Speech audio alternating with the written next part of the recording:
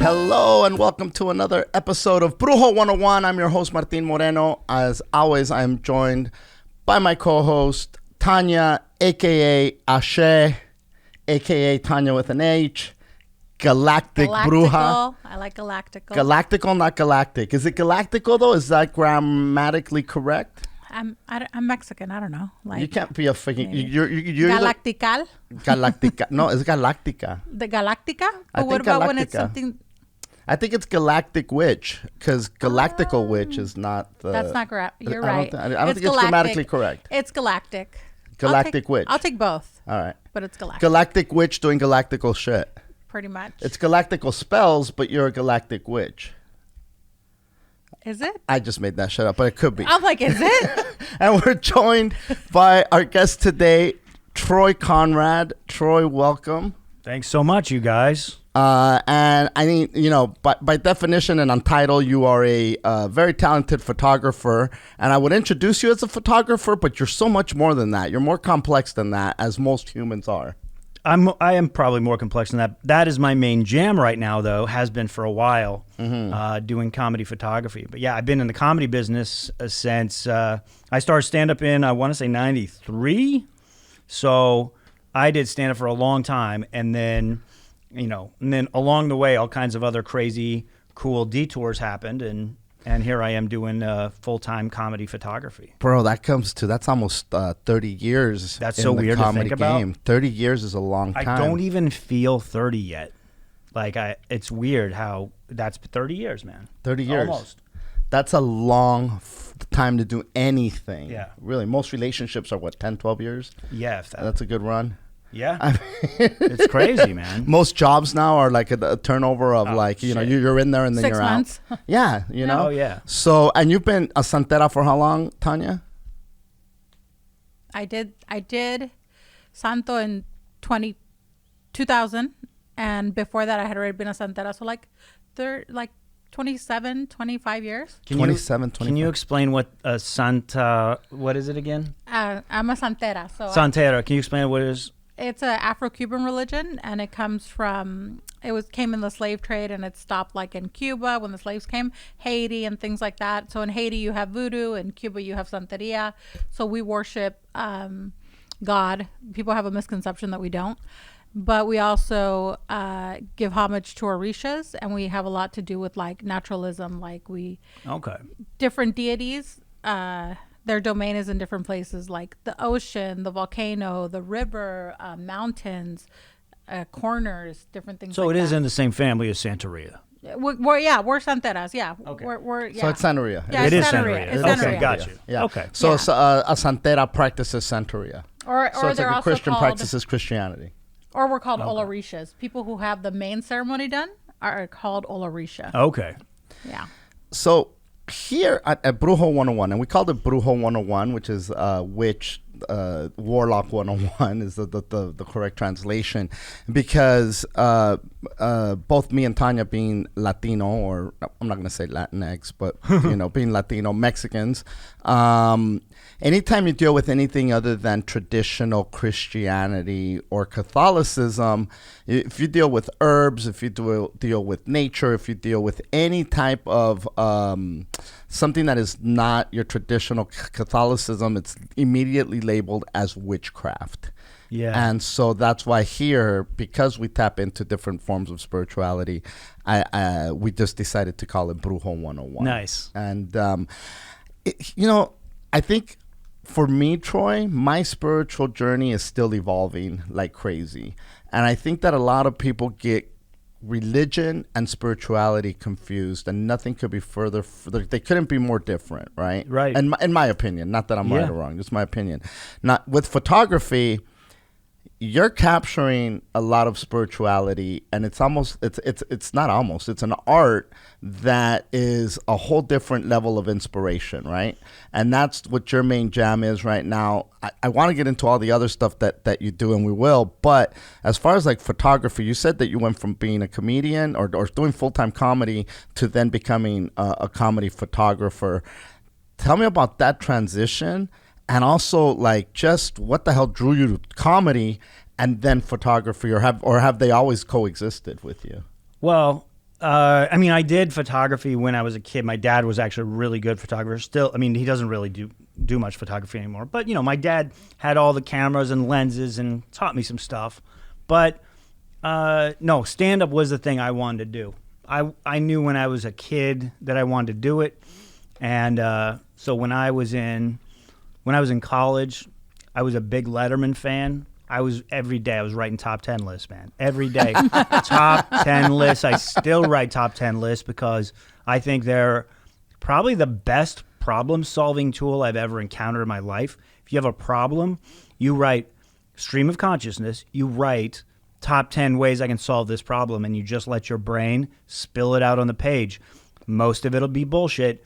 Some of it's going to be gold, and if you take action on it, your brain figured out, your spirit or your soul or your brain figured out that the solution. It was already right there in you. Dude, that's awesome. I love that. And so I was always in that. But then when I got into stand-up, I did that for a long time, and I'll still go back to stand-up because at some point, because it's still a part of me. But I got into photography when I created a show for comics. It's a really challenging show called Set List, where we give comics topics, and they have to improvise. Like, basically, you walk on stage, and you get a set list on there you've never seen in your life, and it makes no sense, and you act like that's your act you've been doing for 10 years on the road. And you just dive the fuck in. You dive in. It makes no sense. You look at the topics, and the audience sees it on a screen behind you, so they see the topics, so you're like held accountable. You have to now pretend that that's your act, and so you're winging it. You're talking ahead of your own brain, and it's a beautiful thing. It's very pure. So when you talk about capturing like photography and the spirit, I mean, it's photography for me is always about capturing joy. So if you look at my pictures, I'm trying to get the joy of the room, the joy of the comic, and the joy of the audience. I'm trying to get all of those things because that's the goal. So, and what is joy? Joy is that's the spirit. Damn, that was fucking beautiful, bro. But that's what it is. I mean, that's why that's comedy too. I mean, Sure. Comedy is about finding joy in the darkness, or finding a way to make joy out of things you can't make joy out of. Like, that's what it's about. Some of the most beautiful comedy and funniest comedy come from a really dark place. And when I say that, dude, I don't necessarily mean that it's a comic who's twisted, but they will take their most painful moments of their personal life, put them on stage, figure out a way to make them funny. And when the audience hears it, because life experiences are not unique to everyone. I mean, your experience is unique to yourself, but the themes that keep on coming, the heartbreak, the financial heartaches, everything that comes with that loss, all those things are universal, and everybody's related to them at one time or another. And when you share your pain and make it funny, it makes people cope with their shit a lot more. Oh, totally. In a way better way, where it's like they don't feel so isolated. It's not like, oh man, I'm the only one that's ever felt this craziness here. Yes, 100%. And that Richard Pryor was a brilliant craftsman when it came to that. I mean, here's a dude who grew up in a whorehouse, whose grandmother was a madam, whose father was a pimp, and whose mother was a whore. This is like and the trifecta fucked up. To take that and make it comedy gold, it was especially for the time. My God, that was just genius. Right, because there wasn't a template for it, really. There was not a template for it. Yeah, it wasn't like Lenny Bruce wasn't necessarily taking pain and turning it into art. He was doing a different type of stand-up. But Richard Pryor, Carlin, those guys were taking that. Especially Richard Pryor was taking that inner pain, and and we could all laugh at it. Yes. Now, and look, we could talk about your photography all day because you've shot some of the biggest names in comedy. That's nice of you. Thank you. By the way, I can't think, like, I feel like on a podcast, photography is like so boring to talk about because it's all visual. It's all visual. You can't, talking about it it's hard to do it justice. You know what I mean? Unless you're like visually seeing stuff and talking about images, which I think is a fun thing, but that's like for a gallery and shit. But I do like talking about the idea, like the stuff we're talking about, like about what, you know, the meaning that we get out of it, and finding good images and taking good images. And now everybody's a photographer. We all have our phones and we like to take pretty pictures. Everybody takes pictures. Not everyone's a photographer. Well, maybe. I mean, no, I think everyone's a photographer, but there's a big divide between a professional photographer and somebody who is, you know, just doing it for, who just has a shit ton of filters. Right, using Instagram filters. And look, and again, you've shot, you know, I just want to just give you props because you've shot some amazing pictures all over the fucking place. Thanks, of some like incredible, you know, comedians and talented folks out there. And here, however, I want to talk about your, you know, you don't cease to amaze me, bro. I met you recently, not too long ago, but every time I talk to you, you don't cease to amaze me with the life that you've had. You've fucking lived a full life, and you're continuing to live it. I feel like that's true. But you know, every time you say something, I'm like, oh, are you fucking kidding me? You're a super intelligent dude, and it's always great conversation with you. And I recently found out that you've been on a spiritual freaking journey from a young age. You grew up in a you went to a religious school. I went to a Christian junior high school. Okay. And it was like that was my dream to go to that. I failed the 7th grade. And it was really hard for me. I was a kid. I was like the kid who got beat up a lot, and, you know, real awkward kid. Easy to get picked on. And it was a tough go. And then I really wanted to go to this school, and my dad worked a lot of extra hours and stuff. And I got to go for 7th. I got to repeat 7th grade, and go again. By the way, I failed second time. I had to take summer school. I'm one of the only people who's failed 7th grade twice, dude. Bro, twice. Nobody has done that. Nowadays, you don't have to pass anything. They just send you to the next grade. But back then, shit was strict. And at this school, they were really strict. I could never pass math. I could pass everything else. Math, forget it. So I stayed back, but that, you know, turns out to be a beautiful thing.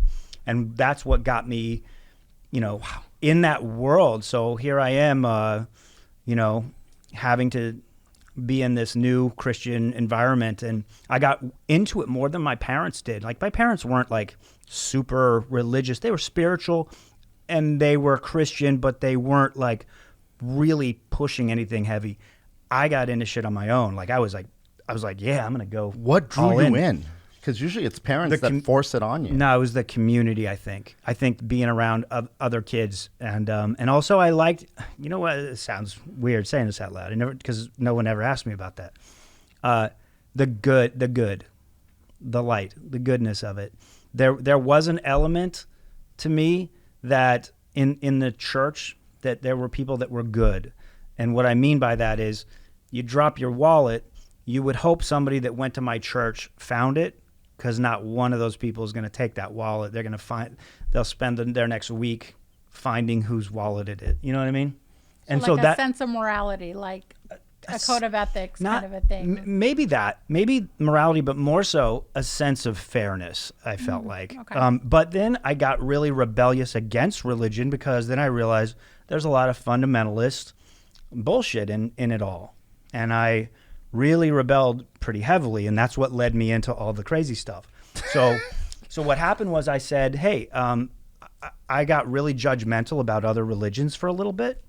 So I said, I'm going to go. Sound familiar, Martin? Mm-hmm. Yeah. Mm-hmm. I was like, well, my way is the right way, and so everybody else is weird. You're fucking crazy and stupid. So crazy and stupid. I made a list of all the crazy and stupid, and then I went to every one of their services. I went to Mormon, I went to Jehovah's Witness, I went to, you name it, man. I went to everything, and I decided to meet people. What I found was, everybody was kind of the same. Like, everybody, it was good people, but then I always felt like something was wrong with the system, you know?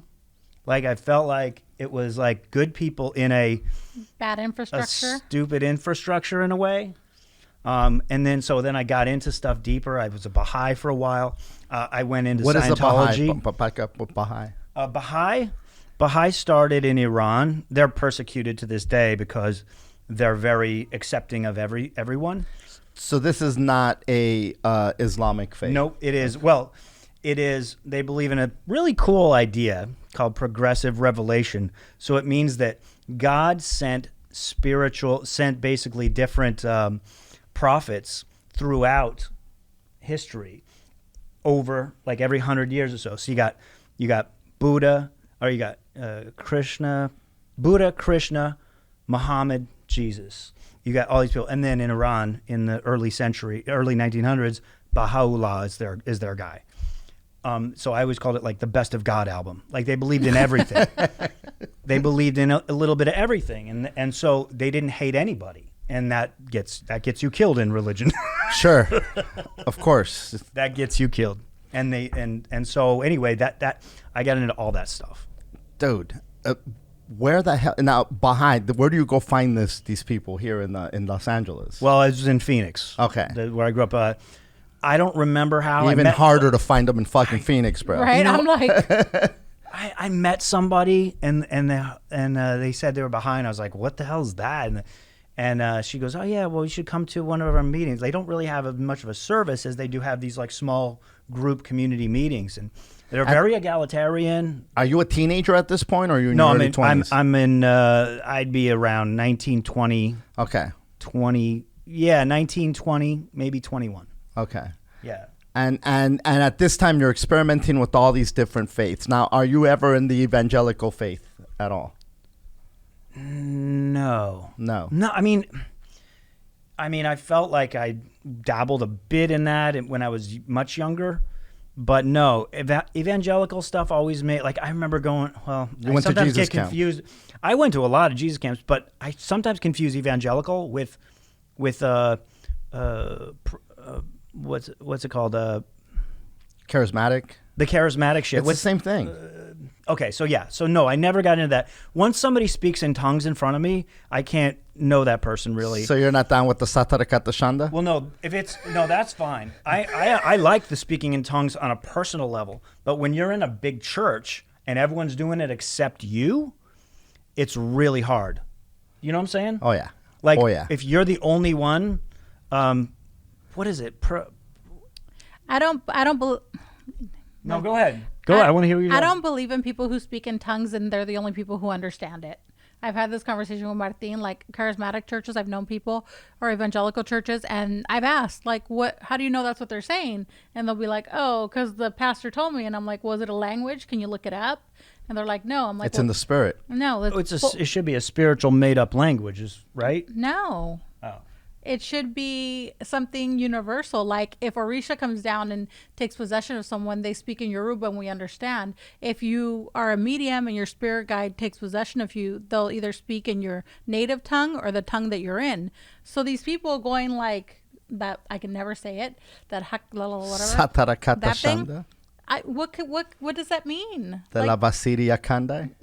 What does that mean? But that sounds Latin to me. It could be. So here's made the up to thing. me. The idea of speaking in tongues, from what I understand, and I could be completely wrong, but from what I understand is that you get possessed in the spirit and you're speaking a language that exists. It's a language that exists here on earth, and then somebody there is able to translate what you're saying.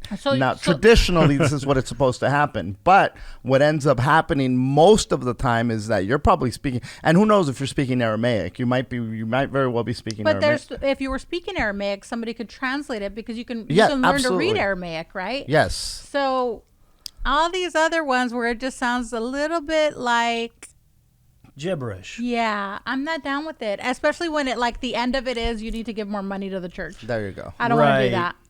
So now you're out here now, and I don't want to get ahead of you here, but you mentioned that you were in some cults. Well, yeah. So I mean, look, and I use that term.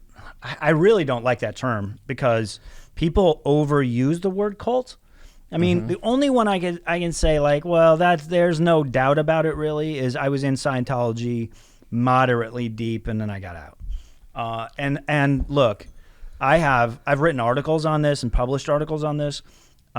Scientology, I have always said it does have some values to it. Like I don't mean value. I mean it does have some value in it on a personal level, just like a Tony Robbins workshop or something. But it is a very dangerous situation to be in, and not worth the value you get out of it because they decided to make it this weird religion. Or not weird religion. They just decided to make it it's a weird fucking religion. Well, it is weird, but I'm basically saying like they decided to go the money route instead of making it something that, because basically L. Ron Hubbard took the best of psychology and sociology and from all these psychiatrists, and he took all that and then rebranded it as his own and then went to war with psychiatry. That's his competitor. So, his whole thing was to destroy it. And you know what? Psychiatry does have problems because it's a very over-prescribing industry. But they decided to, become a money-making religion instead of a, help people first. And boy, do they make money. They own this city. You do this thing where they test your theons or some shit like that. Your thetans, yeah. Thetans, the E-meters, yeah. Yeah. Hold the cans. And then that means that you have too much negative shit that you have to let go of, correct? Well, it's kind of like a spirit inside you. And yes, they're saying like you have this too. And who knows? Maybe that like if they just viewed it as a metaphor, it would make sense. We've all had trauma and you have these things inside you. And yeah, that's kind of what it's about. It's about getting them out. But they view it as like alien shit that's left over maybe. So he wrote a ton of comics. Bad science fiction books. Science fiction, is that what it was? Yeah. Because for some reason I thought it was comic He was books. a very, very prolific writer. Science fiction writer. He was a photographer. He was a sailor. He did like 50 different things. But he took a lot of those science fiction storylines and pretty much embedded them into his religion. I think that I don't know 100%, so I won't say I think that's fair to say and likely, but I don't know if that's exact. I think you're right. Like basically Scientology is a science fiction themed religion. It's like, which, maybe all of them have a little bit of that, made upness to them. I mean, all religions are magical, right? Magical fictional in a sense, because even Catholics are magical, right? The Virgin, she had the kid, and then he resurrected, and that's all fairy tale, right? Magical. Yes, but then to them, those are fighting words. If you're in that religion or one of the founders of that religion, like look at Mormonism. The guy made up. There's these golden tablets. Well, where are they? They're out there buried in the woods. I'm not allowed to tell you. God wants me to hide them. Okay, well, everybody has all that stuff. I read an article about it was like a whole thing that they had about Mormonism right now that you said that they have found a bunch of scripture from people who were the original elders of the Mormon church, and they all contradict each other. So the church buys them at really hefty prices. And a guy was faking a bunch of books. There's a documentary on that. That is amazing. There's a documentary on that. And they bought them because they didn't want to release them. But he turned out to be fake. They bought all of it. They bought all of it, and there was actually fires and explosions and murders. It was. This happened, and this wasn't that long ago. No, it was like That's in the incredible. early 2000s. It was even as far back as the 80s, they went back, right? Yeah, because it was like a whole. Because he started saying that he was finding them in antique stores. Yes, Oh, yes. that's No, but this guy, genius. was he fucking made a ton of money. No, the dude was brilliant. The dude not only was he dealing in that, he was dealing with a lot of antiques that he had faked. This guy was so as a child, it's the same dude that you're talking about. As a child, this guy would he'd go with his friends and then he would say, "Hey, tomorrow, we're going to go in the woods and do a treasure hunt. So let fucking Billy and Tommy know, Troy, I'll see you guys here tomorrow." And then everybody said, "Okay, we'll meet." And then he would go and bury shit. He would go bury shit, and then he'd come and he'd be like, "Look what I found!" And people were like, "Oh fuck, look what this guy found!" And then he would be like, "You say you're this guy, right? Or say I'm the guy, right?" And you say to me, "Man, I've been looking for a Jackie Robinson baseball card for fucking my whole life, and I can't find it." And then he'd be like, "Oh, dude, I have one." I can probably get it for you. It's going to cost you blah, blah, blah. And next thing you know, he finds this fucking thing that you're looking for, and you give him top dollar for it. This guy was a complete fraud. They caught him because he paid with a credit card somewhere. He'd always pay cash. Well, he was on a roll, and then he started like going to casinos and hooking up with women and drinking, and that's what really. If he would have stayed like somewhat in control, celibate and not fuck like the good Lord says. He could have been with whoever he wanted, but I think the drinking and the drugs kind of got to. And then he got a partner. Never get a partner. No, well, now when you're in the scam industry, that's a sole proprietorship. Never get a partner. I was like, what is that? So yeah, this guy. So he did say, hey, he challenged a lot of what the Mormon Church was talking about, and they were afraid that this was going to be exposed. So they did buy him off, and they did pay for a lot of that shit. He deserves every penny. He of that. literally sold. He's them, in prison now. Yeah, he is in prison. He literally sold them a supposed diary of one of the first like Mormon. The guy, the fucking John Smith. Yeah, no, of John Smith saying Joseph Smith. Thank you. That some kind of reptile came out of the water and brought the books. Yes. And the Mormon Church was like, "Oh shit, we gotta definitely hide that." We don't have the reptile story. We don't have the snake. That's the other guy. That's the other book. Oh no. Yeah. It's dude. I'll find the name of the documentary and I'll get it to you. It's fascinating. And the guy. That's incredible. It's fascinating. The Oregonian, the newspaper in Oregon, they did a whole like 5-part series on it. It's really good too in their newspaper. Yeah, that's fantastic. But yeah, I was saying that the reason I said that was all religions are magical, and kind of like at some point everything has a little bit of bullshit. I mean, I'm going to include Santeria in there too. You know, there's a lot of things. Our beliefs are an oral tradition, so it's even hard to find things written a lot. But that's amazing. But you get a lot of people and they're like, oh, you should do it like this. Well, show me. Look, I'm a big fan of wonder. And so it doesn't necessarily have to be that religions are all bullshit. It's just religions all have things that are not explainable and all that stuff. And I think there's a joy in the wonder. And that's why, I became a super skeptic, super atheist for a while, and then I became a professional atheist, and I started like speaking around the world at conferences and all this stuff. And then I came back to my some sense of my Christian faith because I liked the wonder.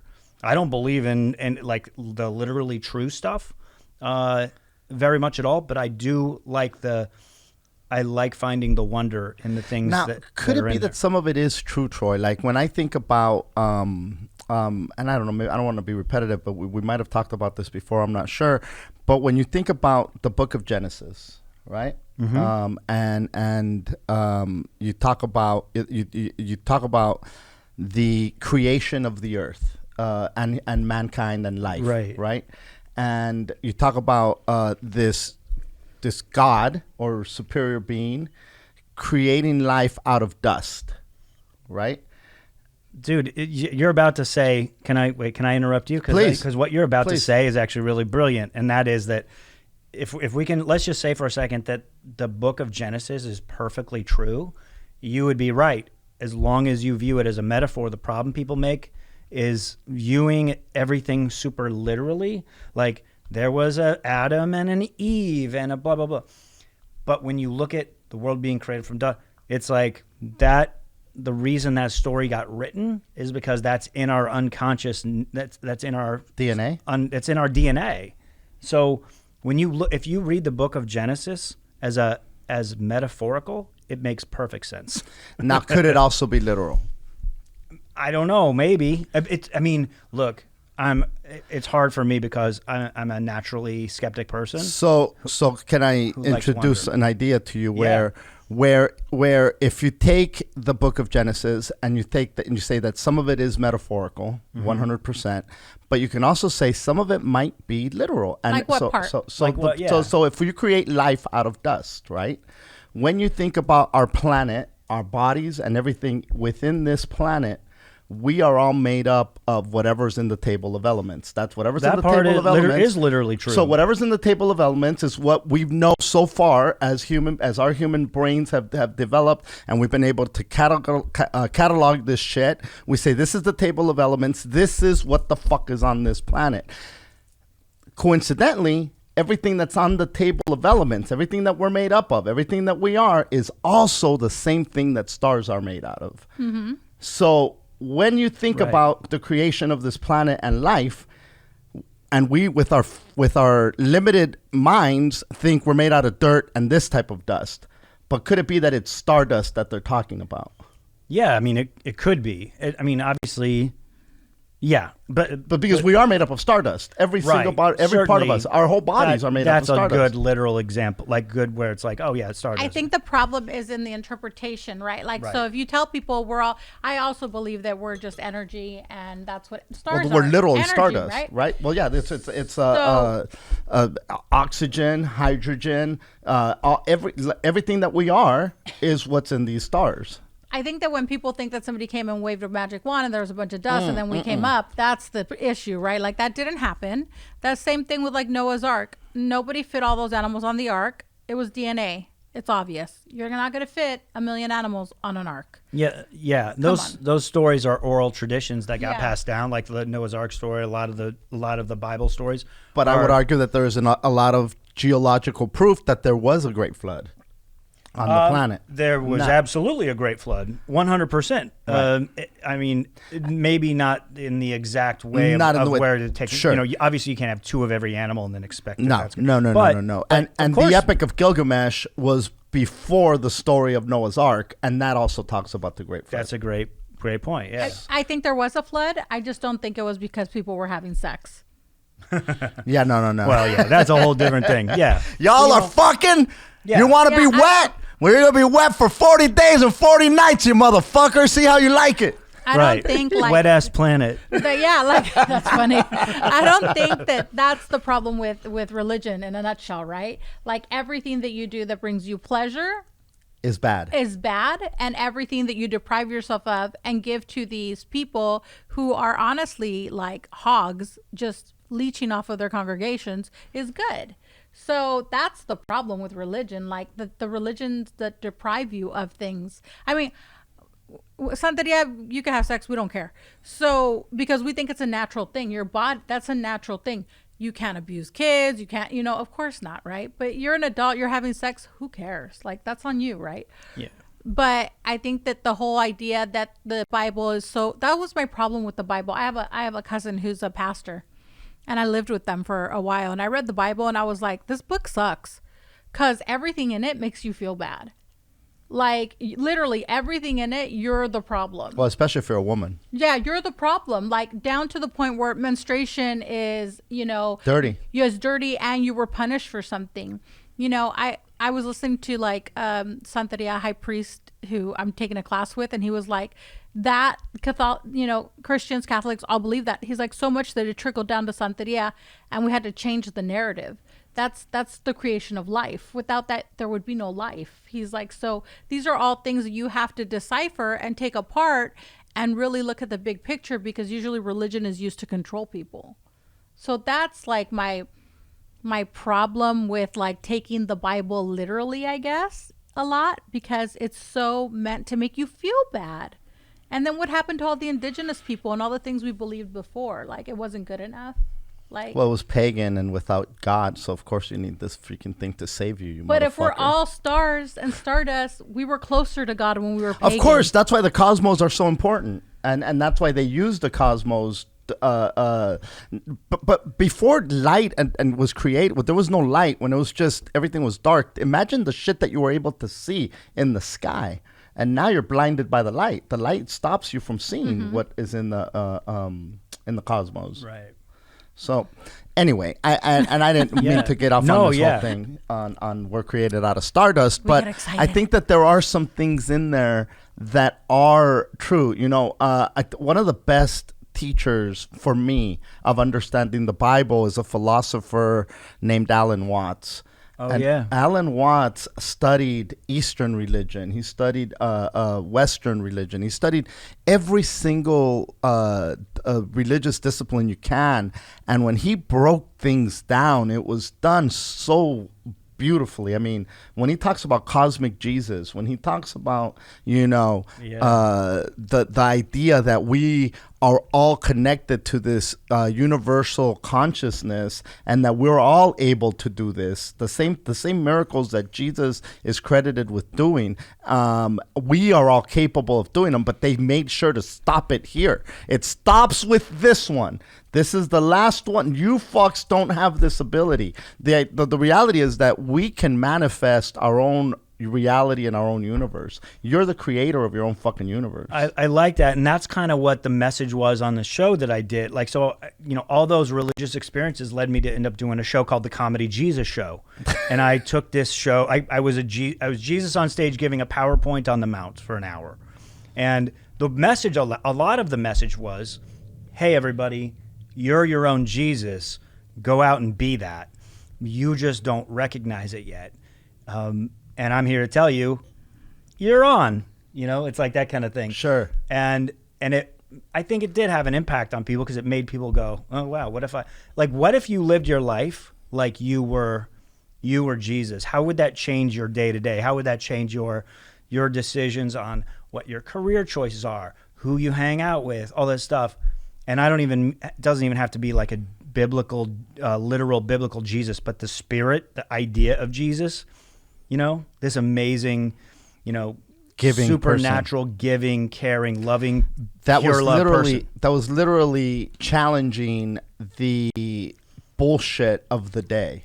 Right. Of the day, now, like there's a lot of people that would argue and say Jesus never existed. He never, there's no such thing as Jesus. There was definitely a dude in the Middle East, Yeshua, that was out there.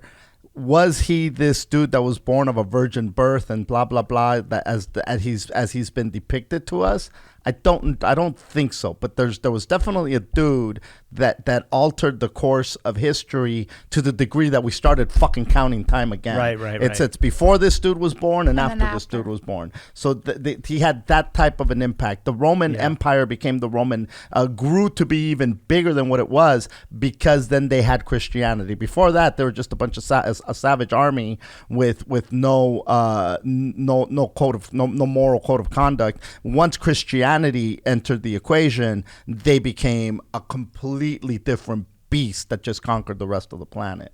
Right. But it wasn't until they were armed with Christianity that then they had righteousness on their side. And the minute that you have righteousness on your side, the doors open up for you. Right. It is an interesting thing. If you just look at historically, when places that were like whatever their religion was, and certainly there was actually some good pagan. I mean, I'm a big fan of the Gnostic Gospels. Sure. Elaine Pagel's book translated these, the Nag Hammadi transcripts. They're fascinating, and the Jesus that's portrayed in the Lost Gospel of Thomas, to me, that's the best portrayal of Jesus, even more than stuff in the New Testament. But because there's this great quote that Jesus says in the book of Thomas, and he says, "Bring forth what is within you. If you bring forth what is within you will save you. If you do not bring forth what is within you will destroy you."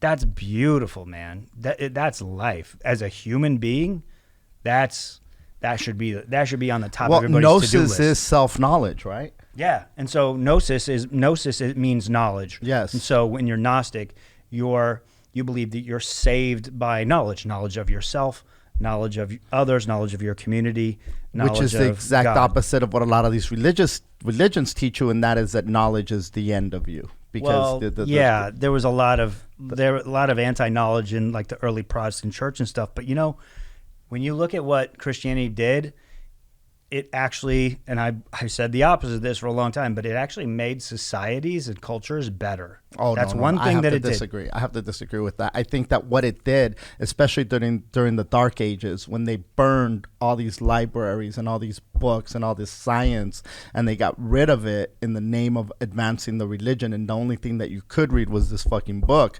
I think it set us back. Terrible, sure. It set us back millennia. So no, I don't think it did any kind of good. It did more harm than it did good. Well, so that you're talking about like stuff like the biggest tragedy probably that's in the history of the world was the burning of the library in Alexandria. Correct. But that was, I don't think that was. I mean, there's not a lot of evidence of any who. There's no books about who did it. But I don't think it was Christians. There's also. I mean, look, there's a whole ton of atrocities that were committed. Yes. In the name of Christianity. Yes, and I think it's horrible, and I think it is 100% agreed. Negligent to ignore that side. Oh no, I don't mean to ignore it. Yeah. Because that's people taking this and then abusing it.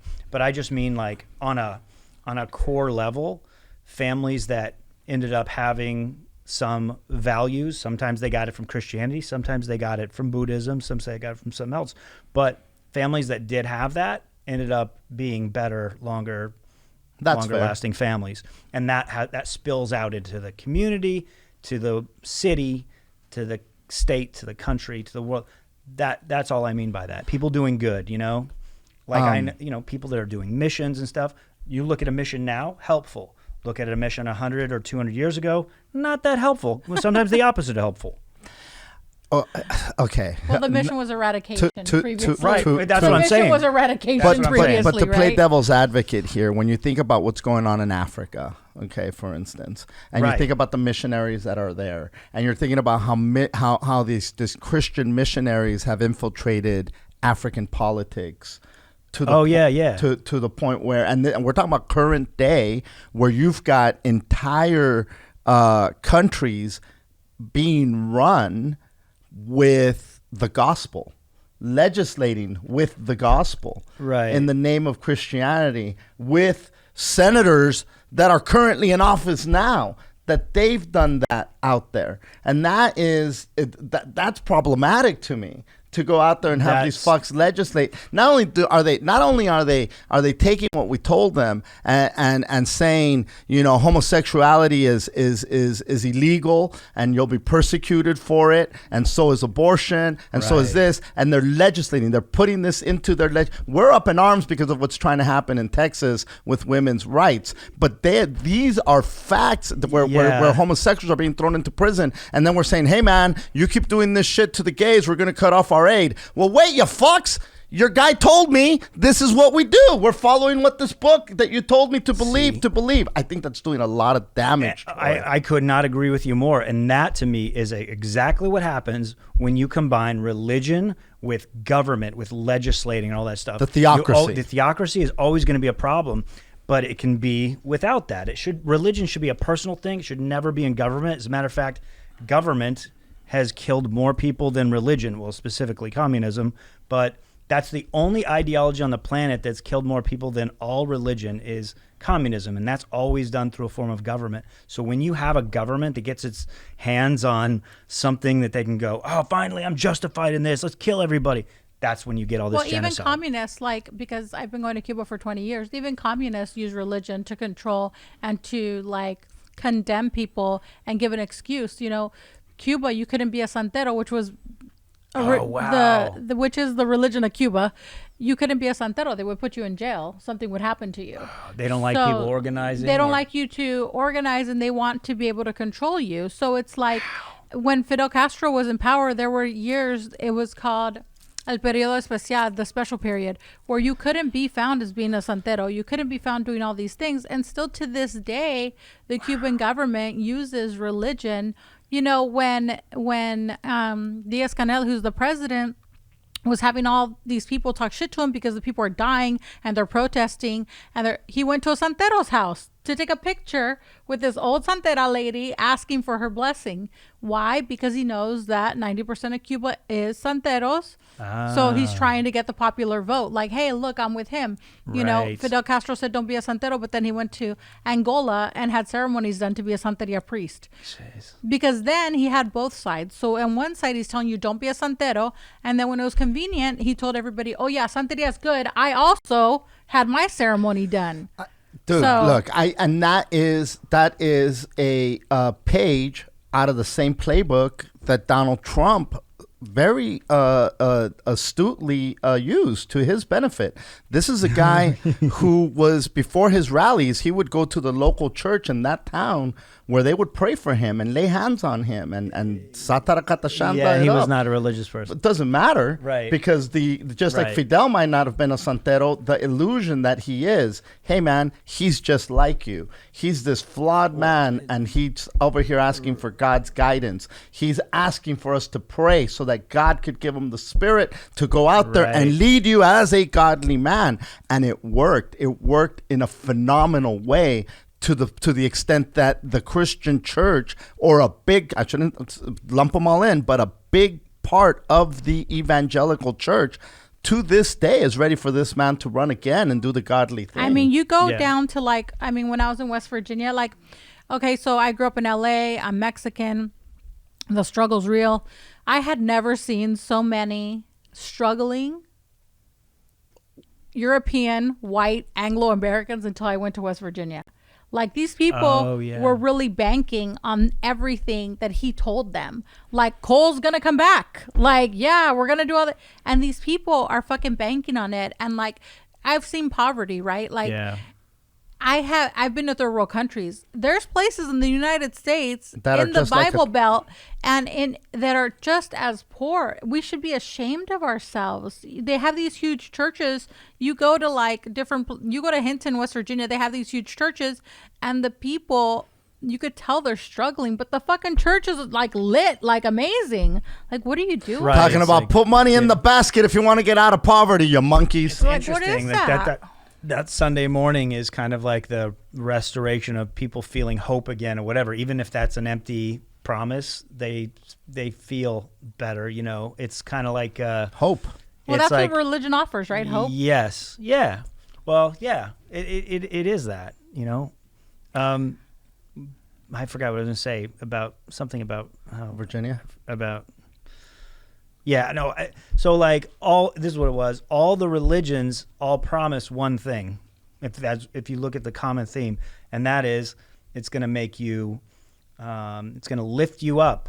You're going to be richer. You're going to have a city of gold. You know, all that stuff. But it never really came through in the promise. That's what I think. Like, it helps families, but don't let it get into your government and all that. You know, that's my thing. Yeah, when it gets into the government, it becomes extremely dangerous in so many ways, and I think that here in America, it's starting to happen. We had a vice president who's an evangelical, and just was legislating based on his faith. You talking about Pence? Oh, yeah. And that's I don't think that's okay. Yeah, You had 10 commandment monuments being erected in fucking state capitals. That's not okay, because we are not, as much as we want to believe that we are a Christian country, we fucking aren't. Not everybody. It's a freedom is of religion it's country. a freedom of religion, yes. So when you're just saying this is it's like, I talked about this on Yo Yo Yo with Hooter earlier. We went to a restaurant to buy pupusas, and the owners had scriptures all over the wall. They had Christian music. They had Jesus' phone number. They It had was Jesus' pupusas. dude, pupusas and Jesus, right? And now if now I walk in there, I don't have a problem with it. I want my pupusas. I'm gonna get the fuck out. No big deal. Right. But if I'm a Muslim and I walk in, and all this stuff is in my face, I don't know how comfortable I'm going to feel being in there. Yeah, but you don't have to go in there. You know what I mean? That's Like there's a the choice. The rub, problem right? with government is The problem with government is that they're legislating. you have to live in this yes, place where yes, yeah, and yeah. that's the difference. right. That's my point. Yeah, totally. Now, okay, I think we digressed a little bit. Now, we started off with you going to the different places. Now, you went to Scientology. Yeah. You did this, you did this, you did that. Mormons. You're Jehovah's somebody. Witness. I hung out with the Hare Krishnas. Oh, I my wish I dad could hung out with the remember. Hare Krishnas in Yeah, the well, they're 70s. fun to eat with. Why do you say that? Well, they're a lot of what they're based off is feasting together. So they're about food and they have these feasts and togetherness. Yeah. So they're kind of food centric. What else? I mean, I kind of did a little bit of everything because I wanted to see what else was out there, you know? And that was my question. What are you looking for at this point? Are you trying to find a comfort? Are you trying to find a home? Are you trying to find truth? Are you trying to find peace? What is it that you're looking for? Or are you just out there taking notes and saying, fuck these guys for this and fuck these guys for that? No. Like, what was the reason for going to all these? Because I've been to many churches and I know what my agenda has been or what I'm looking to get out of it, you know? Yeah. What were you looking for, Troy? I think we all have a void inside us on some level, right? And then we have to find this way to fill it. Is it religion? Is it relationships? Is it drugs? Is it sex? What is that thing? For me, it was always like, it was a spiritual void. Like, how am I going to fill this empty space up? And I wanted to find out, I really did want to find out what's the right one. What's the one? And when I got through like kind of all of them, I just went, everybody can fuck up something good. So, and there's no inherent truth in any of them. But what it came down to was, at the end of the day, finding the thing that you can give meaning to, because that's all this is anyway. And it's whatever you put value into will have value. Yeah, what you attribute meaning to and that then you connect with, hey, that's life. So finding that thing. And then so what happened was, for me, the real connection came when I became super atheist for a while. And that I finally was like, yeah. So, you know, when you talk about that self-righteousness where they go and it's a crusade, that's what atheists feel like every day. That's funny. I love it. And so I really was the most arrogant I've ever been, but it was for a reason. Atheists are very arrogant. 100%. And I even would sometimes notice it and I'd be like, well, I'm arrogant, and this is where I caught myself, and that's why I kind of, even though there's, you know, people misunderstand what atheism really is, so I still feel that's a part of me. I'm still very agnostic. I'm still very Gnostic. And I'm still very Christian. There's a lot of fucked up things you can't explain. But you know what? At the end of the day, I felt like I was so arrogant because, you know, there's a lot of science on the side of the fact that we don't know how we got here, and we don't know, is there a creator or did the creator always exist? And our brains are about 1 million years away from being able to explain that and figure that math out. All that stuff left me in a space of wonder. And so I'm here now to be in wonder, love people, do my best. I got into A Course in Miracles when I was 19. And there's a I can call it a mantra, but it's a quote in the book that I say all the time. I'm only here to be truly helpful.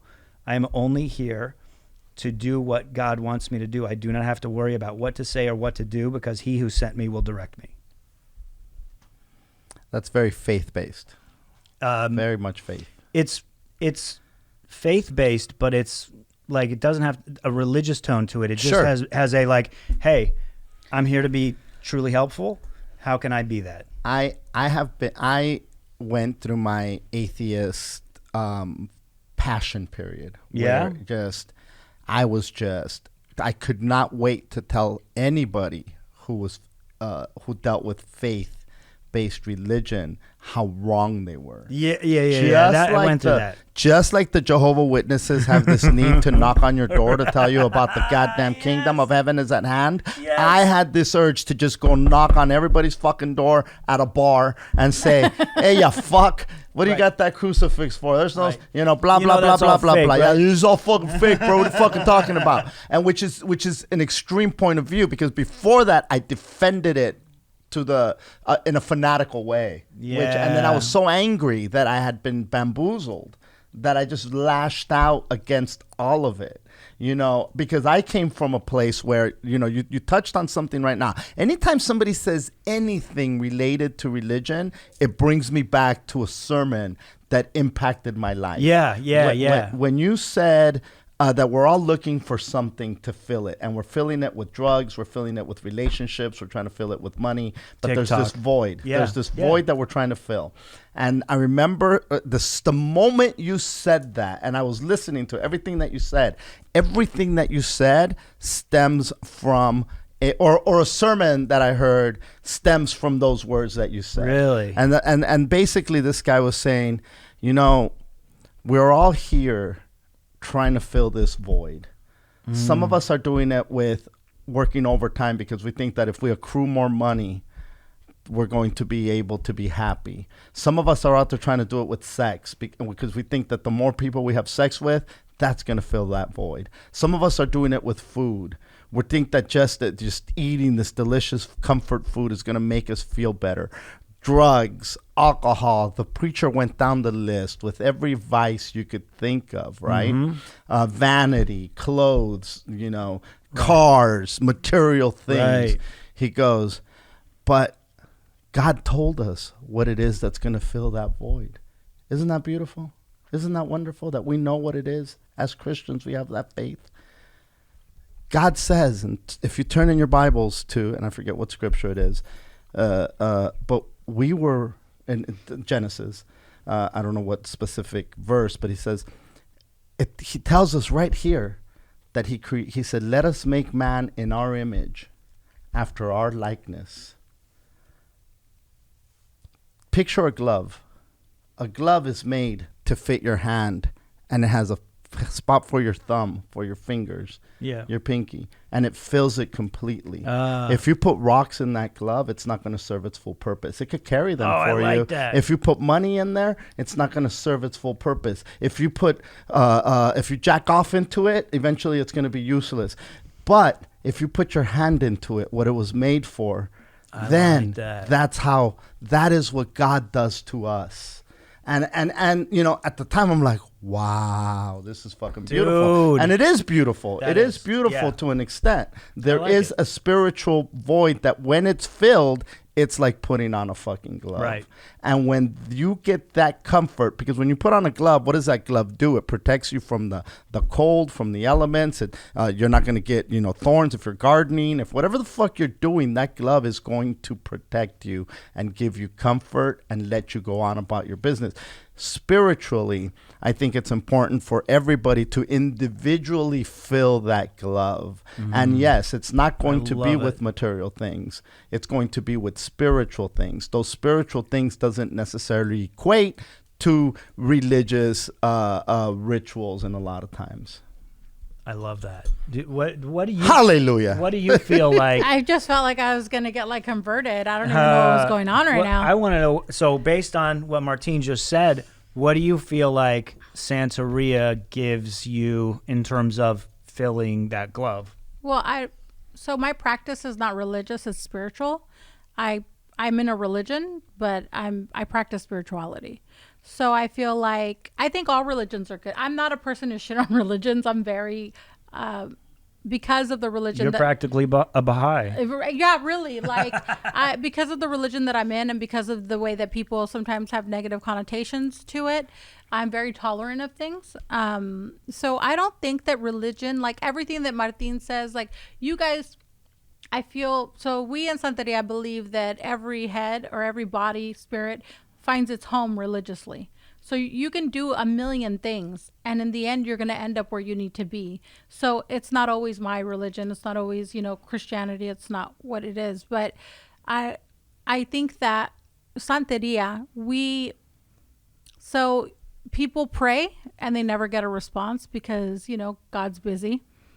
And we do ceremony and I can get a response. So it's Tell them how the coconuts tell you what to do. They don't tell me what to do. But I bet you get meaning from what it tells you. I throw 4 pieces of coconut, depending if they fall up or down to a deity. I'll do things depending if it lets me. All right. So here's why I love this. I love using, see, to me, that's a beautiful utility, and you're getting meaning. But I think you're not only getting meaning, you're getting a meaning from it that you need, or an answer that you need that's inside you. But that's how you brought out coconuts. I like the I Ching. I haven't done it in who knows, well over a decade, but I loved it. What is that? I'm sorry. The I Ching is a Chinese book of, I believe it's more, it's kind of connected to Taoism, right? It's like a book of divination. And so you're throwing, I forget My now how balls you are do. ching. Nice.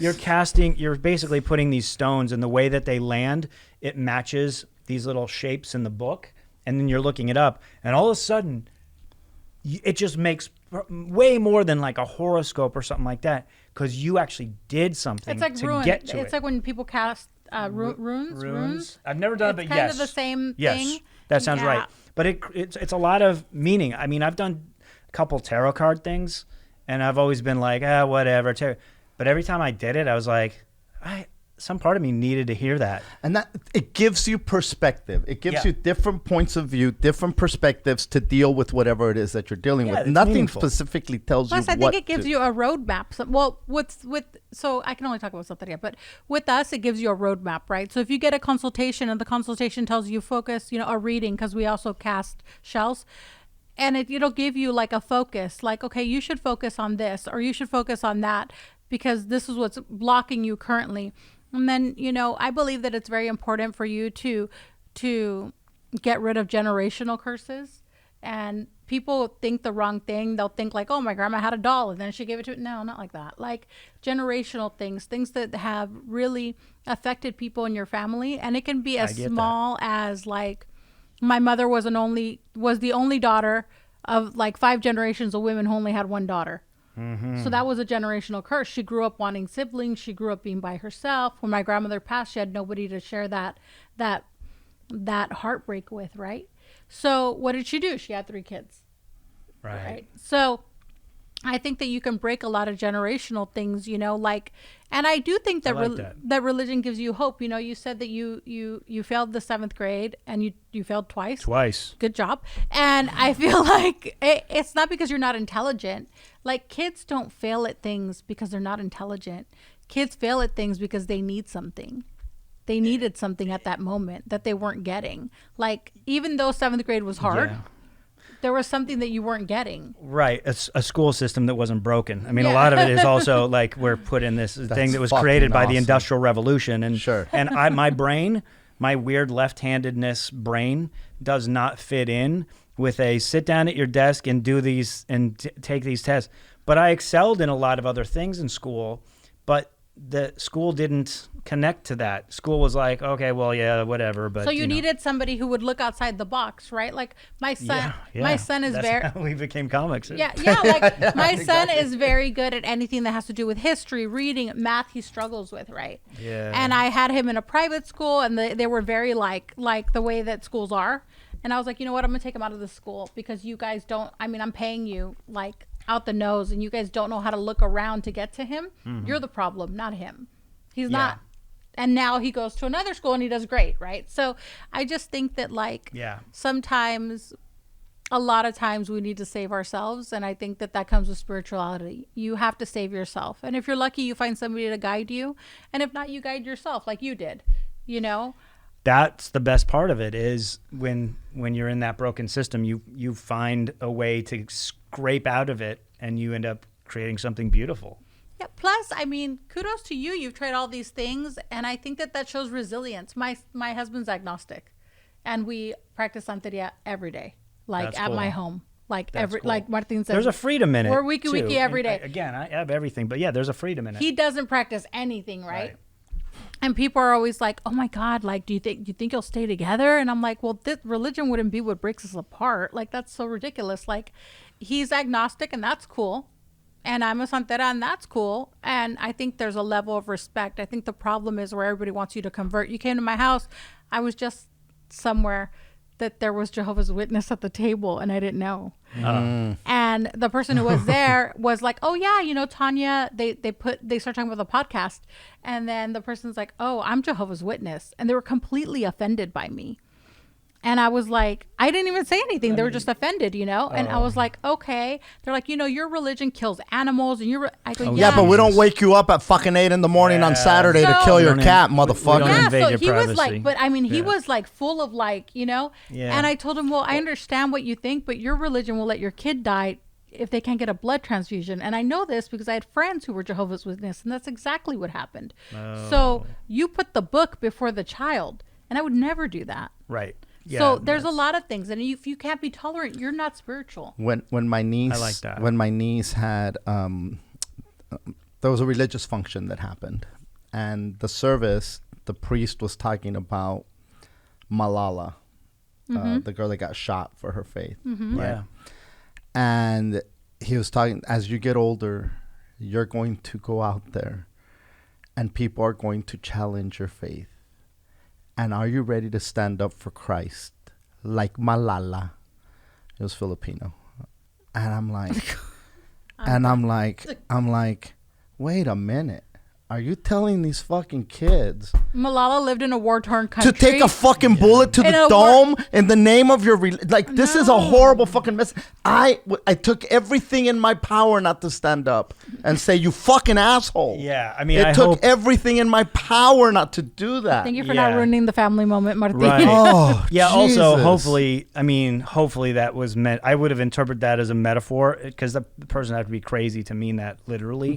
Are you ready to stand up for Christ when your faith is challenged? Yeah. And are you ready to take that bullet? Look, And are you ready to stand up for Jesus? Because it's easy to stand up for Jesus. There was no metaphor there. It was legit.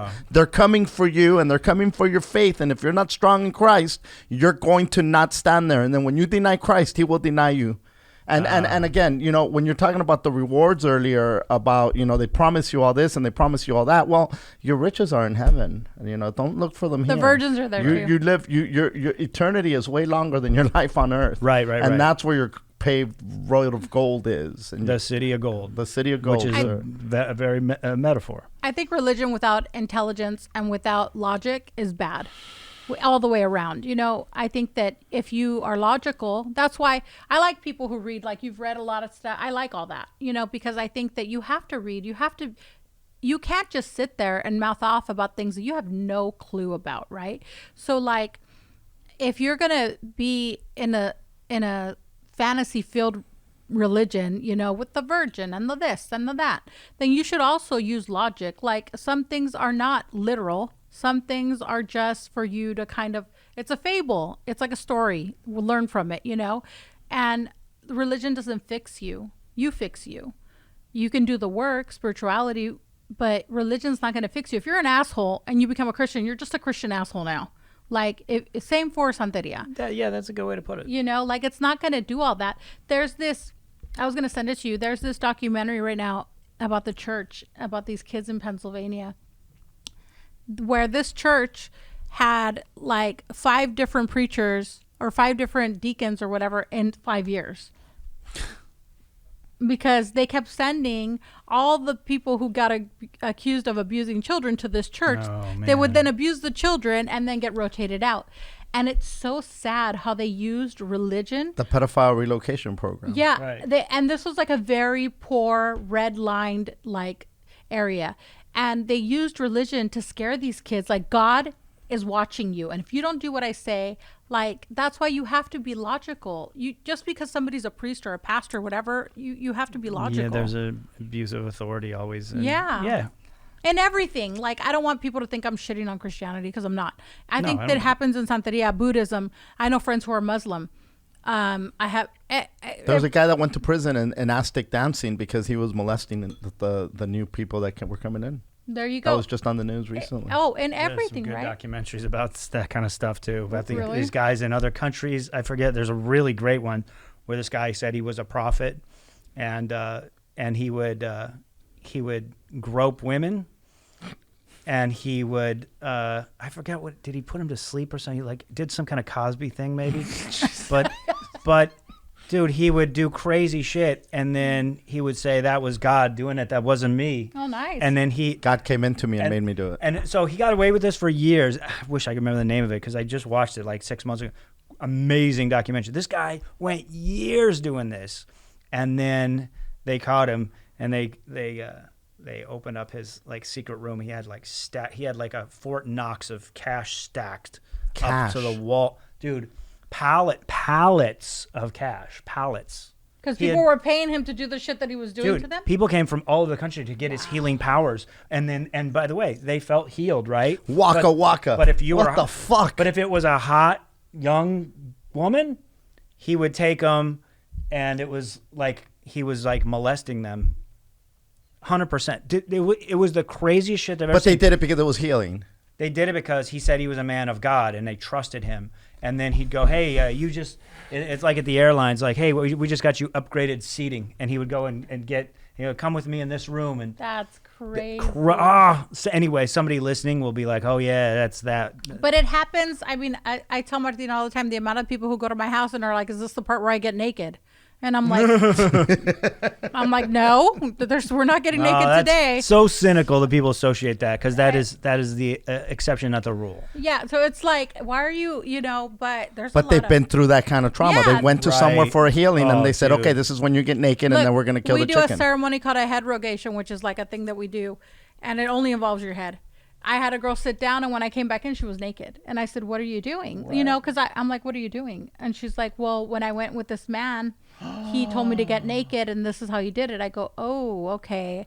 And then and there's so much secrecy in that religion, yeah. and that people don't know exactly. You just said it's an oral tradition. Like this is what's been passed on. Oh my God. That is the tip of the iceberg. Look, I go to Cuba a lot, and I'm going to tell you, it happens in Cuba too. Because Cuba, poverty breeds a lot of things.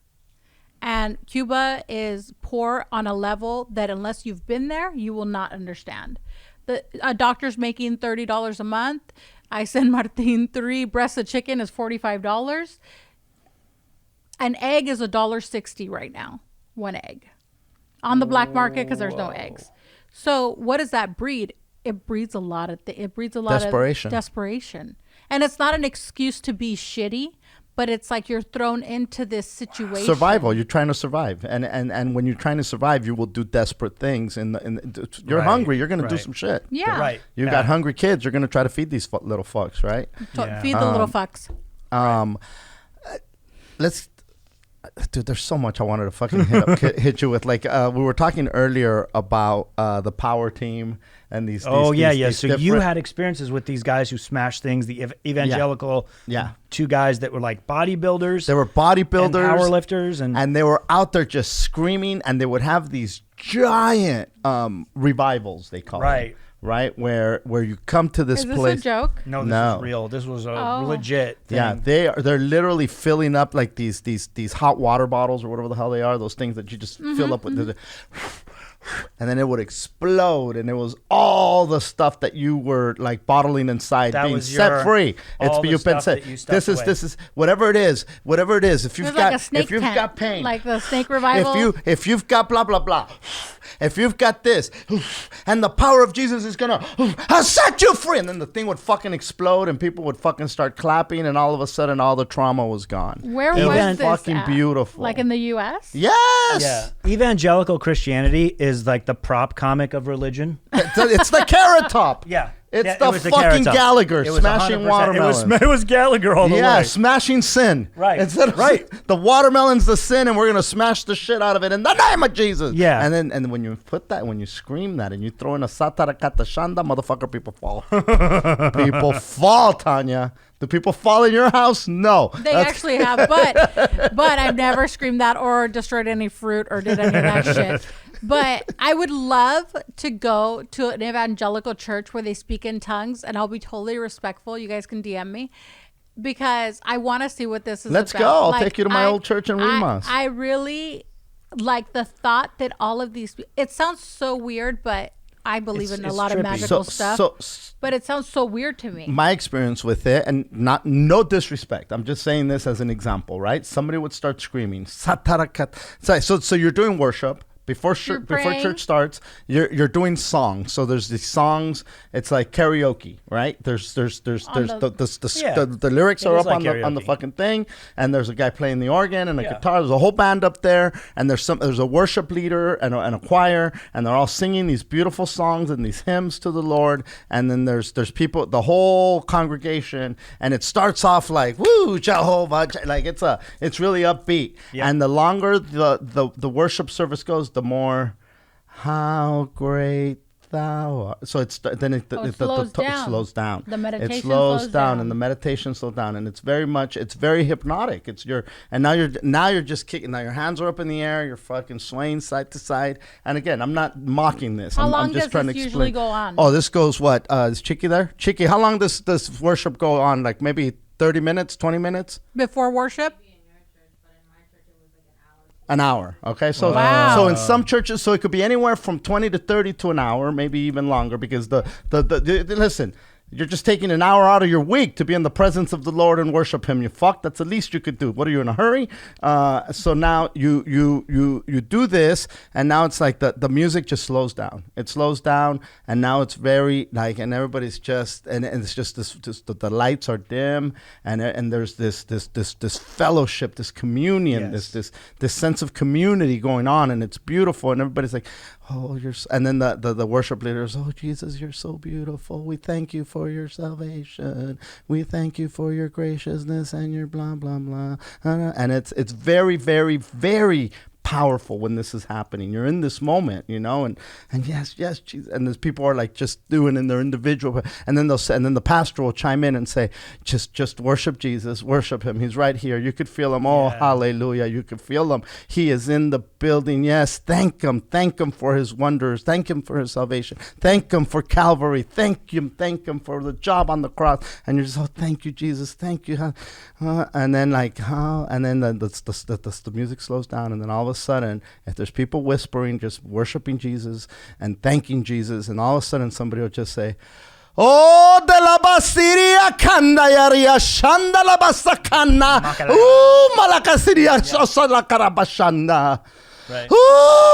And then like people are like, oh, hallelujah, hallelujah, hallelujah. Oh, the Spirit of God is here. The Spirit of God is here. And then somebody else will scream and say, for I am the Lord your God. I have not given you a spirit of fear, but a spirit of power, a spirit of overcoming, a spirit of prosperity. And I am here to bless you tonight. And they'll scream this thing. They're interpreting what this person says. Oh, I thought it was another guy. Okay, so the guy who's speaking in tongues. One guy speaks in tongues, somebody else starts screaming this other stuff, and everybody's clapping, and then it's like, oh, praise God, and praise. That's exactly There's what. the rub. So now, I Troy, want to know where the book is to translate what the guy is yelling.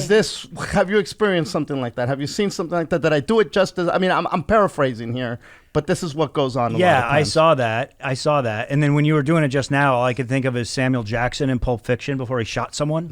Oh my because God, like he would yell, he would have that raised voice of the Ezekiel. Yeah. But I mean, yeah. And by the way, I remembered I was trying to think of Pentecostal is the name, is the word for the really evangelical. So evangelical, so it's the day of Pentecost. That's when it happened. I like this girl, and I think it was high school, and she took me to her Pentecostal church, and that's where they spoke in tongues. So I experienced that full force. Still, it kind of freaks me out a little bit because it's just like I can't connect or relate to it because to me, I get it. And I also think it's cool what they're doing because they're connecting to it. But for me, I would do that shit by myself and feel it. But in a room, it feels like you're just on Twitter. It's like talking in front of people. You know what performing. I mean? Yeah, it felt performative in a way. It's a performance, for sure. It's a performance. And when you think about the use of the music to manipulate the mood, it's extremely powerful. There's a great book by its author, Andy Thompson, who wrote a book called Why We Believe in Gods. It's a book that takes less than an hour to read. It's a small book, but it's one of the most profound things I've ever read. And he talks about the 3 elements of religion. Mm-hmm. There's 3 elements of a religious service: song, dance, and trance. Oh, that's all of true. Them.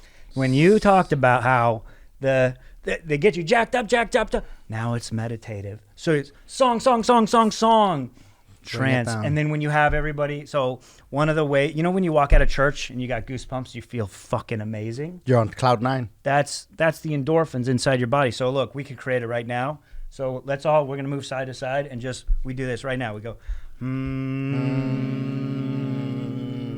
So if we did that for a full minute, the way humans are work, we're all connected, even though we're individual entities.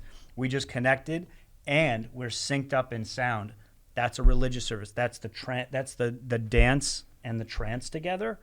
And what that does is it syncs up your body. That's why Muslims are so happy, because they're bowing to Mecca 5 times a day in unison. That's the dance. They're moving together. They're breathing together.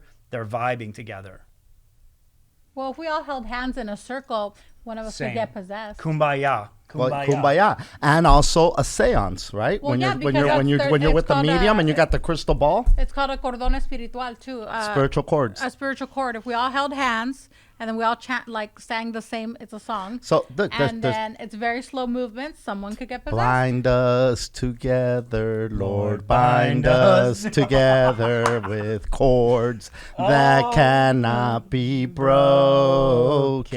You guys are like, you Bind guys like found us each other, together, huh? Heard that Like, song you and really like, found your people here, guys. Together, Lord, bind us Chiki, sing a together Santeria song with me. I feel left love. Dude, that's so funny. Yeah, no, I mean, look. Oh my God. I was 12 the last time I even heard that song. And yet, as soon as you sang it, I knew it. Yeah. That's Muscle crazy, memory. dude. Oh, it's And powerful. all Those that cords stuff. can't be broken, bro. Right? They cannot be broken. You might be out there doing your own thing, but guess what? Guess who's been there the whole time? Jesus. This little light of Interwoven. mine, I'm gonna let it shine. It's all the... Bro, we went to get the pupusas and the songs are playing. The Christian songs are playing. And Chiqui's right there. She's like, she's like, wait a minute. Hold on. I recognize this song. I love this song. And so now she's listening. I lost her. She went to the back to pray with the pupusa making lady. And then they were blessing the dough and everything. Yeah. It was fucking Were the insane. pupusas good? They were fucking good. They were okay. Yeah. Yeah. But they were blessed. They were blessed. So that made 'em better. Yeah, they had some freaking spiritual chicharrón in them beans. And look, I'm not. The last thing I want to do is come across as mocking. I did that for a very long time. Yeah, same. I'm trying to be more. You know, like when you told me that you did your Jesus show. Mm-hmm. Tell me a little bit more about that. So the idea was that Jesus has returned and he's pissed off because he's like, hey, you guys fucked this whole thing up. I was trying to say love, and then you made all these literal stories out of it, and blah blah blah, and then he's like, hey, all that money you collected for me, I haven't seen a dime, motherfuckers. But here's what the game was. He's doing this PowerPoint, and So you're playing Jesus doing a PowerPoint in I'm front on of this stage audience. as Jesus, yeah, and one of the presentations is a big reveal to Earth people. Hey, you guys, you're all on a reality game show right now. Your planet is competing with other planets. You don't even know it. It's called Last Planet Standing. And here's the objective. We give every planet, and it shows like you see this map of the universe with all these planets crossed out. Uh-huh. Oh, wow. We give this, again, this is a while ago. This is like 2006. I was 7 when I was doing the show really a lot. We give every planet 3 challenges. Religion, nuclear weapons, and Celine Dion, hoping no one would use any of them. Oh my God. And that's how you get eliminated. Okay, that was like the joke one. But really, So you guys got one more thing and you're fucked. right? It's like you guys. Watch it. We used the nuke already. You guys have 2 strikes. Okay. Yeah. And but really, it was like, hey, you could really, you guys, in all seriousness, Earth, you could really fuck this up, or you can pull it together, come together as one, and actually make this work, because look how many other planets thought they could do it. And look at the map right now. Look how many people have been eliminated already on the show. And it made people go, oh, shit. Like it gets you a different perspective. It makes you think. Like even when you said it right now, I was like, oh, shit. Okay. Right. It makes you think that there's something bigger out there that it gives you a goal. Like, oh, yeah, well, okay, then let's love each other and let's do this stuff. So, that was the idea. And then it's a lot of improv. I had people write down questions on paper, and they'd put them in a big bucket, pass them up, and I would just improv answer the questions as this new cosmic type of Jesus. And it was super fun to do, super meaningful. I'd have religious people that came out I'd have church groups that come out to see the shows, and it was really fun. I loved doing it, And then I just got involved in other stuff, and I made that set list show, and So, and then this thing, you recorded it and had distribution in Walmart?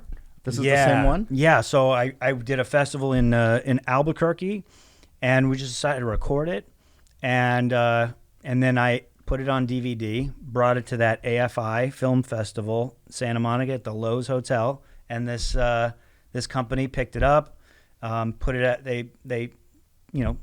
they got it for distribution, and Walmart distributed it, and the whole closer of the thing was an anti-Walmart joke, which, by the way, I'm very pro-Walmart now. That's so funny. Because wait a minute, what do you mean because of South Park. South Park had an episode about Walmart. One episode, that's all it took for me to go, okay, I was wrong. If you never saw it, it's basically there's a Walmart in town, and they're like, fuck this Walmart, and they shut it down, and they tear the whole building down, and they open up a nice little mom and pop shop, and that mom and pop shop starts getting all the business, and it's like, great, and it starts doing more business, gets bigger and bigger. Now it's the exact same size as the Walmart. And then they expand to other cities. So it shows you exactly that's how Walmart happened. Like, it wasn't like some big giant coming in, I have money and we're going to dominate. It was like, no, it was a guy, Sam Walton, at a little hardware store. And then, so that changed my whole view. And look, anyway. you capitalize on what you had. This is a great business model. And look, when we went to the pupusa place, they sold pharmaceuticals. They sold. So not only can you get pupusas, you can get some goddamn fucking happy pills and some fucking energy pills and some ginseng and something for that rash. And you could also buy electrolytes from fucking the old the Pedialyte. But it's called suero in Spanish, for the fucking community that speaks Spanish. Okay. And so you can also buy milk. You could buy eggs. There's so many things you could buy in there, not just pupusas. So this was their mini and Walmart. Your salvation. And salvation, and which is salvation. not for sale. It's God's free gift to you right. through His Son Jesus Christ that He gave for you and your 2 for 1 sins. pupusa and salvation. 2 for 1 salvation. Dude, this has been fascinating, and I could keep on talking to you because you've got some fucking you've had a crazy life, bro. Dude, yeah. I mean, we scratched the surface of all the craziness, but you have to come back because I want to hear more about the cults. Oh yeah. And I don't think of cults like. I mean, Santeria is a cult, I guess. So I like to hear I don't know about that. See, that's where people go wrong is labeling everything. I've heard people say Trader Joe's a cult. It's like, what are you talking about, what's a cult? A cult, I think, has to have the element of once you leave it, you're not allowed to leave. And if your family doesn't believe it or your friends don't, then they can't be in your life. You're excommunicated. As a rule, not as like if you choose that, okay, then that doesn't. Let's do this. I would love to have you back, and let's talk about cults because I think that's a fascinating. Okay. I mean, if you're down to not come only back, that, I would love to have you come back. You know what? Just for fun, let's find cults I can defend. I always like to take the devil's advocate position, but like I like to defend the things that it's so obvious to not defend. Sure. So, yeah, like for instance, I will say next time I'm on then, I will tell you some of the really cool things about Scientology. The most dangerous thing you can do with your money. But I can tell you some cool shit that they stole from Carl Jung and from Freud, and then and workshops and Werner Erhard, all those things that they stole, and they actually like made them really cool and useful and practical. But then they charge a bunch of money for it, and they put you on a boat. And Freaking Freud was a fascinating guy. I mean, you're talking about the father of psychology. Who? Sigmund Freud. That's who you were talking about right now, right? Yeah, so the father of psychology, modern day psychology. Psychiatry, yeah. Psychiatry, psychology, both, right? Yeah. But this dude was gospel. Everything he said, and he was fascinated with gospel sex. at the time. He was fascinated by sex. Yeah. And because he was repressed. Very much so. And the fact that he said that if a woman cannot have an orgasm through penetration is because she's frigid. This was in books. This is what this guy was teaching as science. Fuck the fact that you can't please her. It's her goddamn fault for being frigid, I'm trying to go through my mental history now and think if that's true. No, I don't think that's true. Of Sigmund Freud? No, of the In general, he said. I'm talking about I'm just because I've never thought about it till now, but does that make? No, it's not. But so anyway, let's bring you back, Troy. First of all, thank you for coming and joining us. Thanks it's so been much, fascinating, and I think we didn't even scratch the surface on these cults. We'll come back and we'll talk about cults. I'll tell you my experience with cults, and Tanya's had. I don't know if you've had experience. Did you? I don't have any cult. No? I've always been in the same cult. I'm very basic. Basic religious. Thank you guys for tuning in to another episode of Brujo 101. As always, stay blessed, AF. Yeah. And let's, here it is. I think you said something very beautiful today. Take the good out of everything. There's good in everything, it's easy to pick apart what's shitty about something. Don't pretend it doesn't exist, but focus on the good and take that good and put it into you in some way, shape, or form. Again, share us with your friends, share us with your family, hit us with the rate and review, and that's it. Thoughts and prayers? Anything you want to say, Troy? No, thanks for having me, you guys. I like fun conversations like this and also meaningful stuff. And I also like that you talked about that sermon with the hand, and there's a hand right here. I just think that's so cool. Palmistry hand. It's it was meant to be, that there conversation. It is. There you go. Tanya? You can follow me on Ashe Imports on Instagram. And thanks, everybody. Satarakata Shanda. Thoughts and prayers. Stay blessed, fuckers.